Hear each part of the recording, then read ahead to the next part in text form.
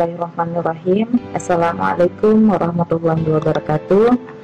Saya Cut Afriyanidar, SHMSI, ibunda dari Girya Hulwana Mazaya, siswa kelas 11 SMAIT Al-Fityan School Aceh.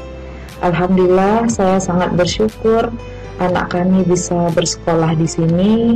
Yang awalnya saya sempat bingung mencari sekolah untuk anak kami, apalagi di zaman anak milenial sekarang ini. Nah, jujur, saya sebagai PNS yang bekerja pada instansi pemerintah Kabupaten Pidi, juga nyambi sebagai tenaga pengajar pada salah satu fakultas. Nah, suami juga sebagai aparatur negara. Dengan padatnya pekerjaan kami, jujur kami tidak bisa maksimal mengurus Girya. Tapi alhamdulillah kami mendapatkan kesempatan dan Ananda bisa bersekolah di SMAIT Al-Fityan School Aceh. 2 tahun bersekolah yang tadinya belum mandiri, alhamdulillah sekarang sudah mandiri dan hafalan Qur'annya juga banyak kemajuan.